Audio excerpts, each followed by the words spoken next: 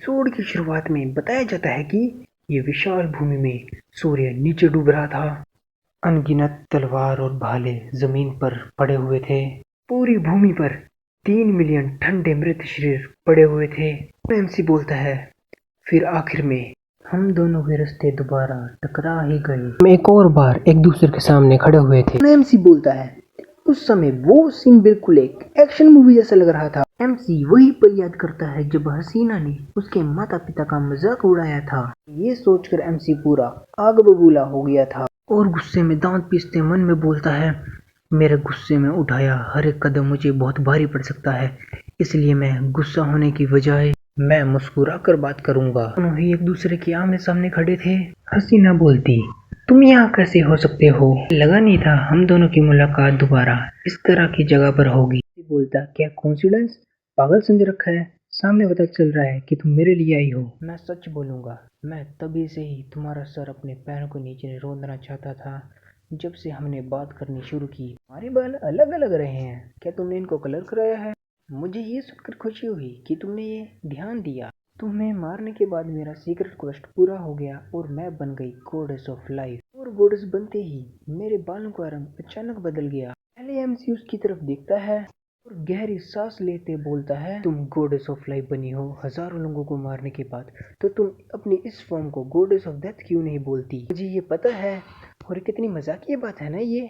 MC बोलता, मजाकिया? और उस पर अटैक कर देता है, पर हसीना जंप मारकर बच जाती है। एमसी बोलता, अब बहुत हो गया मजाक, अब समय आ गया है कि मैं तुम्हारी धुलाई करूं। हसीना बोलती, सच में? और अपना एमसी वुडन स्टिक ब्रीदिंग की थर्ड फॉर्म को फिर से इस्तेमाल करता है और पूरे स्टाइल में खड़ा हुआ था। हसीना बोलती, क्या शर्म की बात है। और अचानक से अपने एमसी के पीछे आ जाती है और बोलती है, मैं अभी भी तुम्हें बहुत सी बातें बताना चाहती हूँ। अपना एमसी जल्दी से पीछे मुड़कर वुडन स्टिक ब्रीदिंग के फर्स्ट फॉर्म को इस्तेमाल करता है और वो अटैक सीधा निशाने पे लगा था, मतलब हसीना के डायरेक्ट। उस बोलता, अटैक सीधा निशाने पर लगा है। एमसी बोलता, कोई बड़ी बात नहीं, ये काम तो मेरे जैसे प्लेयर्स के लिए बस चुटकियों का खेल है। अचानक एमसी की नजर सामने जाती है, जहां पर धमाका होने के बाद जो धुआं हुआ था उसमें उसको कोई खड़ा दिख रहा था। पूरी धूल उठने के बाद का सीन दिखाया जाता है, जहां पर एमसी के अटैक से पूरा गड्ढा बन गया था, पर हसीना का एक बाल भी बाका नहीं हुआ था। हसीना बोलती, माय गॉड, तुम पहले से कितने ताकतवर हो गए हो, पर इतने ताकतवर भी नहीं हुए कि तुम मुझे मार पाओ। उस बोलता, मालिक वो अभी तक जिंदा है। तो एमसी बोलता, ये मुझे भी दिख रहा है, तो इसलिए क्या तुम अपना पैर मेरे मुंह से निकालोगे? ये बातें चल रही थी और हसीना दूर से खड़ी हुई उनको ही देखी जा रही थी और बस घूरे ही जा रही थी। और उस, हाँ, क्या अभी उसने मुझसे नजरें मिलाई? ना, मालिक के सिवाय और मुझे कोई नहीं देख सकता। एमसी बोलता, सच में ये बहुत अजीब बात है। मुझे पता है कि तुम्हें मेरा अटैक लगा था, पर कैसे? तुम कैसे अभी भी खड़ी हुई हो? हसीना बोलती, क्या मैंने अभी तुम्हें कहा नहीं था कि मैं गॉडेस ऑफ लाइफ हूँ? क्या तुम्हें सच में लगता है कि एक साधारण सा मनुष्य एक गॉड को जरा सी हानि भी पहुंचा सकता है? एमसी बोलता, माय गॉड, अब सच में पानी सर के ऊपर से निकल गया है। Wooden stick breathing second form चोको स्पैन हसीना पर ये अटैक कर देता है। फिर से अटैक की पोजीशन में आते हुए wooden breathing fourth form hardcore मल्टीजम, 2 बंदों के लिए 2 जम, 3 बंदों के लिए 3 जम, वैसे ही मल्टीपल बंदों के लिए मल्टीजम। पर कोई उसको तो गैंग बंग नहीं बोलते, और यहाँ पे तो बस एक ही बंदा है, इनफैक्ट बंदी है, क्या फर्क पड़ता है। और एमसी के इस अटैक से धमाके पर धमाके हुए जा रहे थे। तो बोलता, मुझे महसूस हो रहा है कि पूरा कॉन्टिनेंट शेक कर रहा है और लगातार ऐसा होता रहा तो हम सब धूल बनकर गायब हो जाएंगे। बोलती, तुम्हारी ये सब कोशिशें व्यर्थ हैं। पंख फैलाकर उड़ने लगती है, उड़ते उड़ते आसमान से देख रही थी। एमसी पूरा थक चुका था। मैं कह सकती हूँ कि जब से हम दोनों मिले थे तब से तुम मुझे हर पल याद करते होगे और सोचते होगे कि तुम मुझे कैसे मारोगे। हार मान जाओ, क्योंकि फर्क नहीं पड़ता कि कितना भी समय बीत जाए, और फर्क नहीं पड़ता कि तुम कितने भी ताकतवर हो जाओ, तुम मुझे कभी मार नहीं पाओगे। एमसी के पास आ जाती है और एमसी के मुंह के क्लोज आकर बोलती है, कभी नहीं। पहले हसीना को देखता है, फिर आंखें बंद कर कुछ सोचता है, फिर एकदम से बोलता है, समझ गया। एमसी पलटकर पीछे जाने लगता है। हसीना बोलती, तुम कहाँ जा रहे हो? क्या तुमने हार मान ली? अपना एमसी अपने बाजू को स्ट्रेच करते हुए बोलता, मैं वुडन स्टिक ब्रीदिंग के फर्स्ट फॉर्म को अपनी पूरी ताकत से इस्तेमाल करने जा रहा हूँ। मुझे लगता है इससे पक्का 2 हिस्सों में बट ही जाएगा। हसीना बोलती, क्या तुमने मुझे सुना नहीं? मैंने कहा कि तुम मुझे कभी नहीं मार सकते। एमसी बोलता, मैं तुम्हारी बात थोड़ी कर रहा हूँ, मैं तो इस पूरे प्लेनेट की बात कर रहा था। और एमसी की ये बात सुनने के बाद हसीना पूरी सीरियस हो जाती है। एमसी बोलता, मैं तुम्हें नहीं मार सकता तो मैं इस पूरे प्लेनेट को क्यों ना तबाह कर दूं। आखिर में तुम भी धमाके की चपेट में आई जाओगी, और अगर तुम बच भी गई तो तुम हमेशा के लिए अंतरिक्ष में भटकती रहोगी। इनमें से कुछ भी हो, जा तो तुम दोनों में ही रही हो। हसीना बोलती, मैं भी देखती हूँ कि तुम क्या कर सकते हो। ये तुम्हें सच में लगता है कि तुम्हारे जैसा कोई ये कर भी सकता है? बोलता, क्या तुमने मेरी बात ध्यान से नहीं सुनी? इस बार मैं अपनी पूरी ताकत का इस्तेमाल करूंगा। इतने समय से मैं जब लड़ रहा था, पूरी ताकत का इस्तेमाल एक बार भी नहीं किया होगा। ये सुनने के बाद हसीना थोड़ी और सीरियस हो जाती है। बोलती है, तुमने ये कहा कि तुम इस पूरे प्लान को तबाह कर दोगे, पर तुम भी अंत में मारे ही जाओगे। इसे तुम बदला नहीं कह सकते, ये तो आत्महत्या हुई। तुम इतना दूर जा सकते हो बस अपनी सेल्फ सेटिस्फेक्शन के लिए? इसी बोलता, वो मौत तो सिर्फ कीमत थी ज्ञान की, कि बस ताकतवर ही गेम में जीत सकता है। और हंसता है।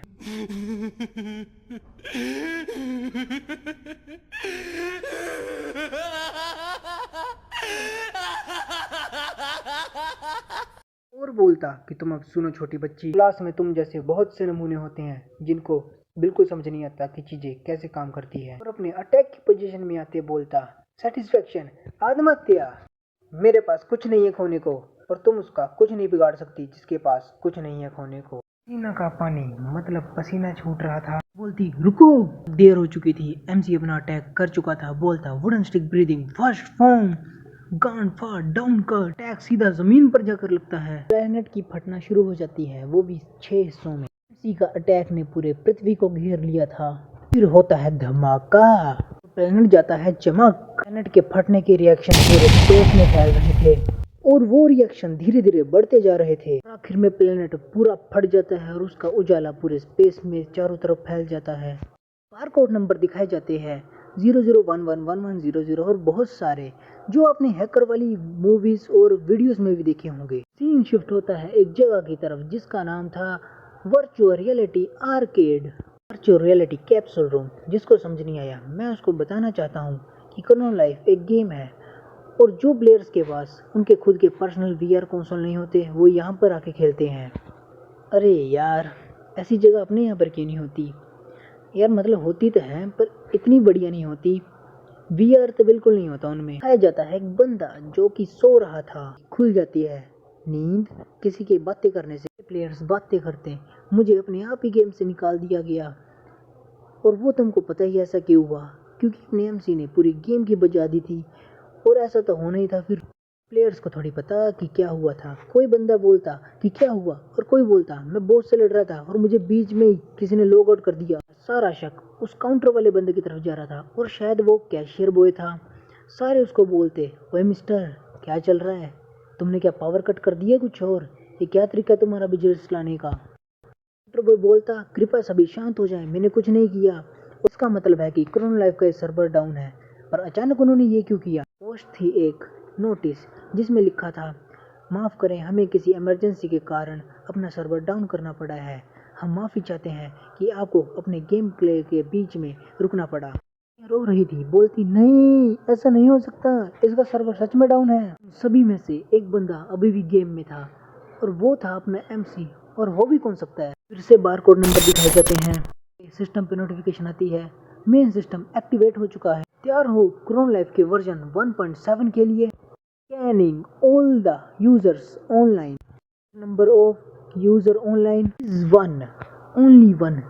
मैं कहाँ हूँ? अजीब है, अभी मैं कुछ समय पहले अटैक कर रहा था। इसी के पीछे से कोई बोलता है, ST-389 प्लेनेट का नाम है जो तुमने अभी बर्बाद कर दिया, और ये प्लेनेट पूरे 4th यूनिवर्स में सबसे खूबसूरत माना जाता था।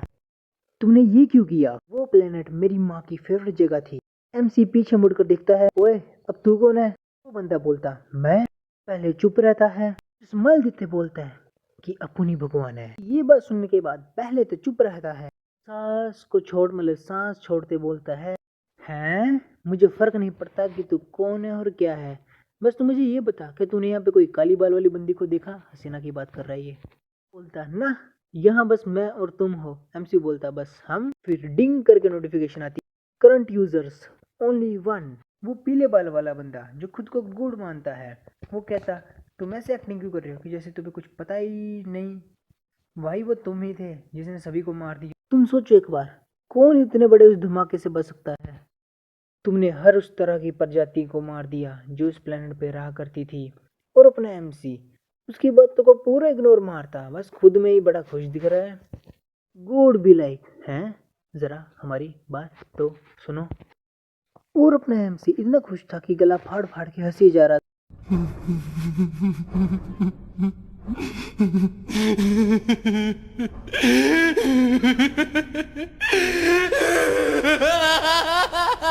ये अपन का बदला पूरा हो गया। हंसते हंसते बोलता, झक्कास, गेम असल में इसीलिए बनी होती है। हे उरुस, बाहर निकलो, मैंने अपना बदला पूरा ले लिया।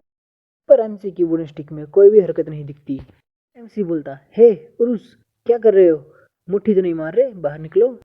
वो गोड बोलता, ओए तुझे समझ नहीं आया जो मैंने कहा, यहाँ पे तुम्हारे और मेरे अलावा और कोई नहीं है, इसका मतलब तुम्हारा वो छोटू सा दोस्त भी यहाँ नहीं होगा। एमसी बोलता, तो बताओ तुम क्यों हो यहाँ पर। सिस्टम बोल रहा है बस एक यूजर ऑनलाइन है, कोई एनपीसी हो या कोई गेम के एडमिन। वो गोड बोलता, इन दोनों में से कुछ भी नहीं, और लैग मार रहा था। तो कहता है पर समझ नहीं आता, वो बस लैग मारे जा रहा था, जैसे सोलो लेवलिंग में भी देखा था। वो सांस छोड़ते बोलता, यार लगता है पहले से ही किसी ने मेरे मामले में टांग अड़ाना शुरू कर दी है। बंदा बोलता, मुझे जाना तो पसंद नहीं, पर ये भी ठीक है। मैं आशा करता हूँ हम दोनों की ये मुलाकात किसी अच्छे काम के लिए ही हुई। अलविदा, दुआओं में याद रखना, और मेरी तरफ से उस बंदे को हेलो जरूर कहना। तभी लाइट और चमकना शुरू कर देती है और चारों ओर फैल जाती है। फिर से बारकोड नंबर दिखते हैं। आप सक्सेसफुली गेम से लॉग आउट हो चुके हैं।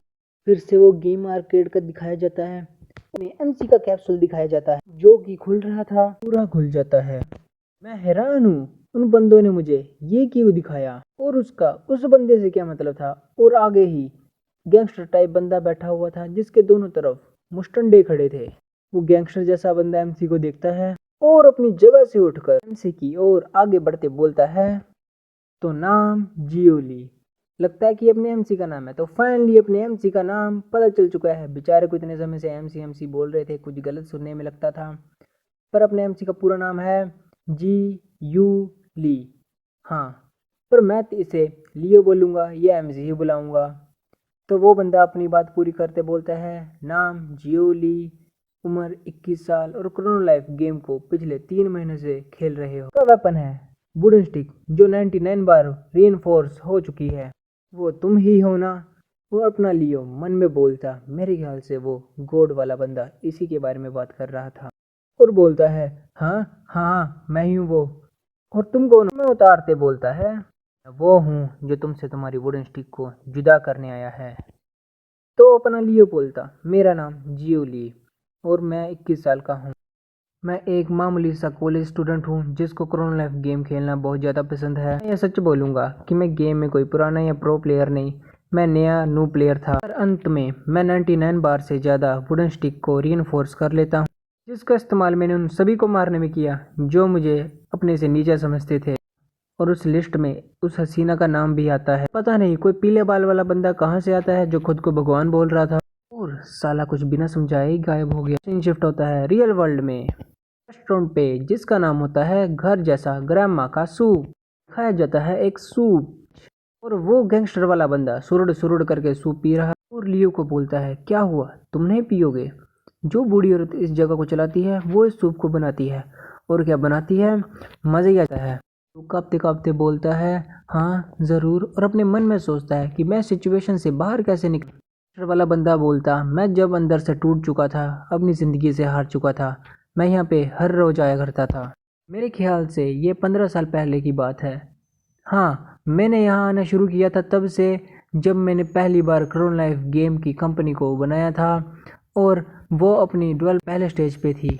और लियो उसकी ये बात सुनने के बाद पूरा शौक हो जाता है और अपने मन में सोचता है, डेवलपमेंट का फर्स्ट स्टेज कंपनी, रुको कहीं इसका मतलब तुम कहीं। गैंगस्टर वाला बंदा बोलता, हाँ क्या मैंने खुद को तुम्हें इंट्रोड्यूस नहीं किया? मैं हूँ डेओ बाय चोई, क्रोनो लाइफ का सीईओ, और मैं इसको गाइस क्रोनो बॉस बोलूँगा आज से। सीईओ बोलता, सीईओ मुझे तो लगा था तुम कोई गैंगस्टर हो, और तुम्हारे पीछे कौन है ये काले सूट में बंदे? वो क्रोनोस बोलता, ये तो एम्प्लॉयज़ है क्रोनो लाइफ के। वाला है मार्केटिंग का चीफ, वो बीच वाला है साउंड का प्रोड्यूसर्स का चीफ, और आखिर में ये लेफ्ट वाला है करेक्टर मॉडलर। बोलता मैं तो डर गया था, मुझे लगा था कि तुम कोई गैंगस्टर हो। और रुको, क्रोनो लाइफ के सीईओ होने के तौर पे तुम्हें मुझसे क्या चाहिए? क्रोनो बॉस बोलता क्या मैंने तुम्हें पहले बताया नहीं था आर्केड में? मैं यहाँ पर हूँ तुम्हारी वुडन स्टिक को जब्त करने के लिए। लियो बोलता क्या? क्रोनो बॉस बोलता हाँ, इतना हैरान क्यों हो तुम? कंपनी को चलाने वालों के तौर पर यह हमारा बहुत ही आम काम है हमारे लिए कि गेम में कोई बग आइटम है तो हम उसको लेके आए, और हम यहाँ इसलिए हैं कि हम यहाँ पे कोई बग आइटम को ले जा सकें। बोलता क्या? क्या मतलब है तुम्हारा बग आइटम से? मैंने अपनी वुडन स्टिक को खुद रीइंफोर्स किया है। क्रोनो बॉस बोलता 3%। अगर तुम किसी भी आइटम को 10 बार तक रीइंफोर्स कर लो तो उसके और रीइंफोर्स होने के चांस सिर्फ 3% होते हैं, और रीइंफोर्स होने के बाद उसके परसेंटेज उतने ही घट जाते हैं जितने हायर लेवल पे तुम इन रीइंफोर्स करो। जानता हूँ कि तुम समझ रहे हो कि मैं क्या कहना चाहता हूँ। अरे बाप रे, ये तो धोती खोल रहा है। उसकी ये बात सुनने के बाद लियो के तो पसीने छूट रहे थे। वो अपनी बात पूरी करते बोलता है तुम कैसे सरपास कर सकते हो इस परसेंटेज को अगर ये कोई बग नहीं है तो? एमसी अपनी जगह पर खड़ा हो जाता है। क्रोनोबॉस सांस छोड़ते बोलता है अब हम तुम्हारी वुडन स्टिक का ध्यान रखते हैं। तो सीन शिफ्ट होता है गेम में एक जगह की तरफ जो थी स्टार्टिंग विलेज के पास की रूइंस। जानवर के दांत दिखाए जाते हैं जो गुर्रा रहा था, और वो था 21 लेवल का ग्रोस। एक पार्टी दिखाई जाती है जिनमें से एक बंदा बोलता है वो आ रहा है। वो भैंसे जैसा जानवर उनकी तरफ अटैक करने आगे बढ़ रहा था। उनमें से एक लड़की अपना अटैक तैयार करती है और उस भैंसे की तरफ अटैक करके बोलती है फायर स्टाइल फायरबॉल जुत्सु। उसका अटैक सीधा निशाने पे लगा था।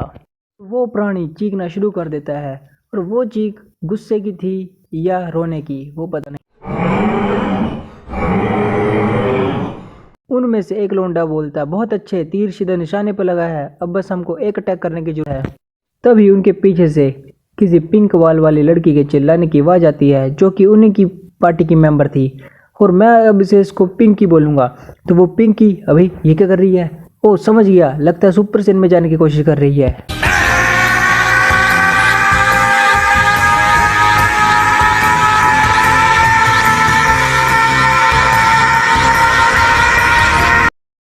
और अपनी पिंकी आगे बढ़ जाती है अटैक करने के लिए उस जलते हुए दैत्य की तरफ। हैं, जलता हुआ दैत्य? नहीं, अग्नि दैत्य। हाँ, अग्नि दैत्य लिटिल कृष्णा मूवी में देखा था, बहुत पुराने पहले देखा था। यो यार, पुराने दिन याद आ गए। तुम में से किसी ने देखा था? कमेंट में जरूर बताना। और वो लोंडा बोलता है अरे हमारी वाटर क्या कर रही है, वो उस पर अभी अटैक नहीं कर सकती। और ये वो बात क्यों कह रहा था आप खुद ही देख लो। अटैक किया तो था पर अपनी पिंकी ने नहीं, उस दैत्य ने अपनी पिंकी पर। अपनी पिंकी आसमान की गहराइयों में चारों तरफ कोहरा ही कोहरा, और वो दूसरी लड़की जिसके भूरे बाल थे जिसको मैं ब्राउनी बोलूंगा, वो अपनी पिंक को ही देखे जा रही थी, और अपनी पिंकी ब्राउनी पे ही गिरने वाली थी, और अपनी ब्राउनी भी लगी है ये क्या हुआ।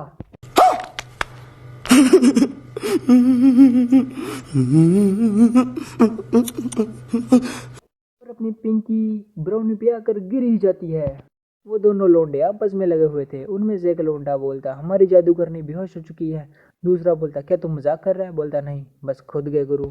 और इस सब को एक बंदा पहाड़ी की चोटी से देख रहा था जो अपने लियो जैसा लग रहा है। माय गॉड, ये तो अपना एमसी लियो ही निकला। अभी भी उन पार्टी के बंदों को देखी जा रहा था और सांस छोड़ते बोलता अब क्या?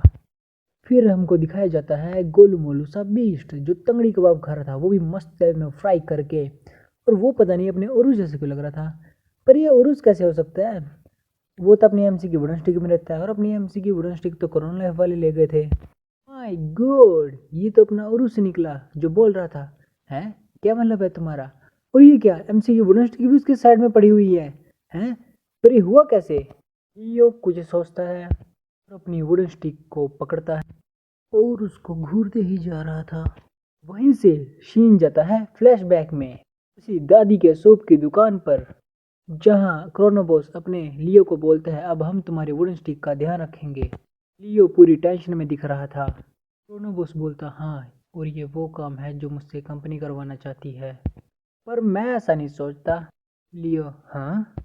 बॉस अपनी बात पूरी करते बोलता, अच्छे से तहकीकात करने के बाद मैंने ये पाया है कि तुम्हारा वुडन स्टिक रेगुलर वेपन है, कोई बग नहीं। तो मैंने अब ये तय किया है कि हम किसी भी यूजर्स के कोई भी काम में अपना फट्टा नहीं उड़ाएंगे, चाहे वो गेम के स्ट्रॉन्गेस्ट बॉस को क्यों ना मार दे, 3 मिलियन यूजर्स को एक साथ ही मार दे, और पूरा प्लेनेट ही क्यों ना उड़ा दे। तुमने तो ये सारी चीज़ें कर रखी है। बोलने के बाद वो किसी तरह का जूस अपने सूप में मिक्स करता है और लियो को बोलता है, किमची सॉस बहुत पसंद है। अच्छा तो ये किमची है, अरे वही चीज़ जो कोरियन लोग खाते रहते हैं। हाँ तो मुझे किमची सॉस अपने सूप में डालकर पीना बहुत अच्छा लगता है, और मैं आज़ाद हूँ कुछ भी करने के लिए, और मैं तुम्हें भी ये आज़ादी गेम में देना चाहता हूँ तुम्हारे एक्सपीरियंस के लिए, ताकि तुम गेम अच्छे से एंजॉय कर सको। तो क्रोनो बॉस लियो को भी वो किमची आए थे, तो फिर लियो वो किमची वाला कटोरा क्रोनो बॉस के हाथों से ले लेता है। अरे इस सीन को देख के अपन को गे वाली फीलिंग काय को आ रही है। तभी एक दादी क्रोनो बॉस के सर पे पटाखा मारते बोलती है, साले तू फिर से, मैंने तुझे कितनी बारी बोला है कि अपने किमची सॉस को सूप में मत डाला कर, नहीं देख सकती जब तुम ये कर रहे हो, और क्या फ़ायदा मेरा इतने प्यार और मेहनत से अपनी बुढ़ी हड्डियों को घिसते हुए ये सूप बनाने का, कि तुम सब इसके ऊपर किमची सॉस डाल के इसको पूरा बर्बाद कर रहे हो, मेरी पूरी मेहनत पे तुम पानी फेर रहे हो। क्रोनो बॉस शर्म के मारे अपना सर नीचे कर लेता है, और लियो दादी के पिटने से डर से दोबारा किमची का कटोरा टेबल पे रख लेता है। और हाँ यही सब हुआ था फ्लैशबैक में। तो अब सीन शिफ्ट होता है वर्तमान में, जहाँ लियो अपनी वुडन स्टिक को देखता यही सब सोच रहा था, और ये सोचने के बाद मन में बोलता है, आज़ादी, हाँ। तभी कहीं से आवाज़ आती है कि ये क्या है, और ये बात थी उसी लौंडे की जो आगे बोल रहा था, तुम क्या करने की सोच रही थी। तो वो लोंडा ये बात कह रहा था अपनी पिंकी को, तो वो आगे बोलता है, क्या तुम्हें नहीं पता कि तुम्हारी पोजीशन कौन सी होनी चाहिए लड़ने के समय पे, तुम अकेले ही उससे लड़ने चली गई थी, क्या तुम हमारी पार्टी को कोई नीचे दिखाना चाहती हो। तभी ब्राउनी उस लोंडे को कहती, तुम उससे ऐसे बात मत करो, पर वो ब्राउनी की इस बात को नज़रअंदाज करते बोलता, अगर हम किसी की वजह से बॉस फाइट हारे हैं तो वो सिर्फ तुम हो, तुम। और अपना एमसी माने लियो उन्हीं को देख रहा था, और वो लोंडा अभी तक पिंकी को सुनाए जा रहा था और बोलता, मुझे विश्वास नहीं होता कि हमने तुम जैसे लूजर को अपनी पार्टी में लिया। फिर से सीन जाता है फ्लैशबैक में, जहाँ पर क्रोनो बॉस बोलता है, मेरी बस एक रिक्वेस्ट है, मुझे पता है कि ये भीख मांगने जैसा लग सकता है, पर फिर भी मुझे लगता है कि हम दोनों मिलकर क्रोनो लाइफ को एक फन गेम बना सकते हैं। फ्रीडम, एक्साइटमेंट, एक्सप्लोरेशन, मुझे पता है कि ये ऐसा वर्ल्ड है जिसका हर एक बंदा सपना देखता है। तो क्या ख्याल है तुम्हारा, ये खून खराबे से हटकर अपना समय एक गेम को एंजॉय करने में लगाओ। तो सीन दोबारा शिफ्ट होता है वर्तमान में, जहाँ लियो सोचता है, एंजॉय करूं वो भी गेम को। फिर से सीन शिफ्ट होता है उस लोंडे की ओर जो कि थूक रहा था पिंकी पर, और उसका थूक जाकर सीधा पिंकी के अरमान पर लगता है। फिर वो लोंडा बोलता, भाड़ में जानू, मैं तुझे अपनी पार्टी से बेदखल करता हूँ, अकेला छोड़ दो इसको, मुझे पता था कि मुझे इसके आइटम्स को देखकर इस पे विश्वास नहीं करना चाहिए। सिस्टम बोलता, आप पार्टी से बेदखल कर दिए गए हैं, और अपना लियो ये सब देख रहा था, सांस छोड़कर मन में बोलता है, एक्साइटमेंट और एक्सप्लोरेशन, पर यहाँ बात सर्वाइवल की आती है। फिर से क्रोनो लाइफ की बात याद करता है कि अपना समय लो और एंजॉय करो ट्रू क्रोनो लाइफ को। फिर लियो बोलता है, ठीक है, मैं खुद से एंजॉय करूँगा क्रोनो लाइफ को, पर अपने हिसाब से मैं अपनी आज़ादी का पूरा फ़ायदा उठाऊंगा। फिर अटैक दिखाया जाता है जो उस पार्टी को लगने ही वाला था, तभी पीछे से किसी के चीखने की आवाज़ आती है कि फक दिस गेम, और लियो अटैक करते करते रुक जाता है। लियो देखता, अब ये कौन है, और वो थी अपनी पिंकी जो गेम को गालियाँ दी जा रही थी, और बोलती है, उन बंदों को रत्ती भर ज्ञान नहीं है इन गेम के आइटम के बारे में, क्या उन्हें पता है कि ये आइटम कितने स्ट्रॉन्ग हैं, इनको खरीदने में बहुत पैसे लगाए थे।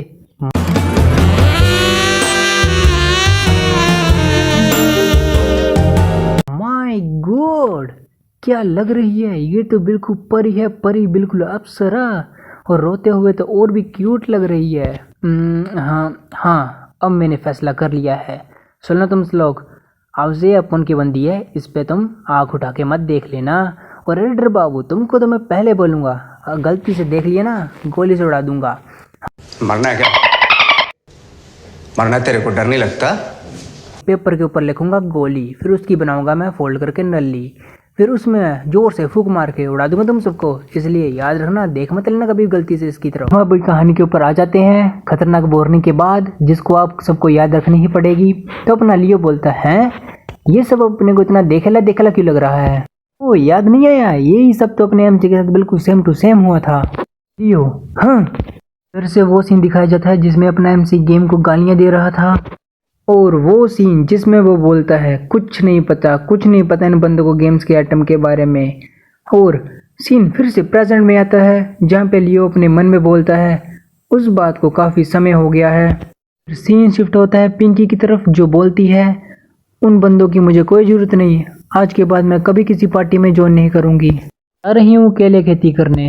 लियो उसी को ही देखी जा रहा था और मन में बोलता, फर्क नहीं पड़ता कि मैं उस समय को कितना भी याद करूं, पर मुझे एक बात समझ ही नहीं आती। सीन शिफ्ट होता है पिंकी की तरफ, जो चौंकी हुई थी, डर उसकी आंखों में दिख रहा था।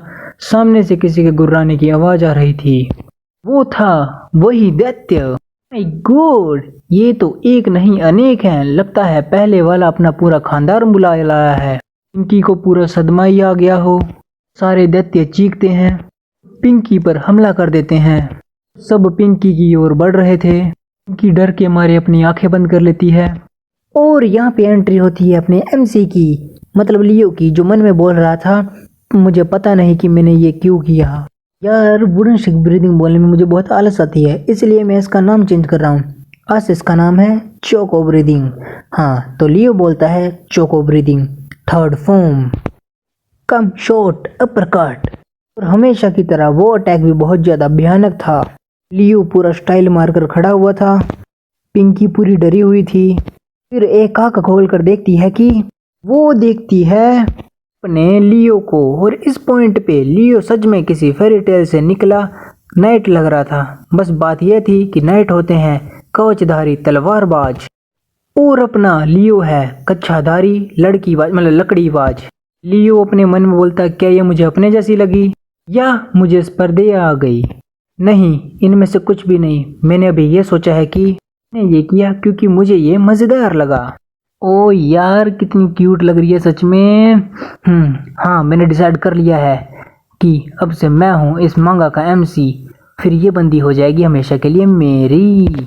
ओए एक्सप्लेनर, अपनी औकात में ले रहे, अपनी औकात में अपनी वुडन स्टिक ना तेरी गेंद में डाल दूंगा। मैं यानी लियो एमसी था, हूँ और रहूँगा। अरे वो भाई सुनो यार, मैं तो कह रहा था यार पिंकी भाभी जान है रे, अपनी भाभी जान। मैं नहीं कह रहा था, ये जो वीडियो देख रहे हैं ना वो थे, और ये अपने जो हाँ एडिटर बाबू वो था, कह रहा था। रुको, नहीं मुंह में नहीं, सर पे नहीं, पेट पे नहीं, ओ एडिटर बाबू तुम, नहीं एडिटर बाबू, अरे यार सर पे नहीं, मार दिया, बहुत मारा सालों ने। हाँ, तो कहानी आती है कि लियो पीछे मुड़कर देखता है और मन में बोलता है कि ये काफ़ी अजीब और जंगली था, पर यही मेरी कहानी की शुरुआत होगी। और मेरी पिंकी, एक्सप्लेनर कुछ बोल रहे हो क्या? वो मतलब मेरी भाभी जान पिंकी। और लियो बोलता, हेलो, क्या तुम मेरी पार्टी ज्वाइन करना पसंद करोगी? और यही वो पल था जहाँ से अपने लियो की मेन कहानी शुरू होती है। हाँ लंडू, तो इतनी ही थी वीडियो। हाँ पता हूँ लेट हूँ, और कारण भी बताता हूँ उसका क्यों लेट हूँ।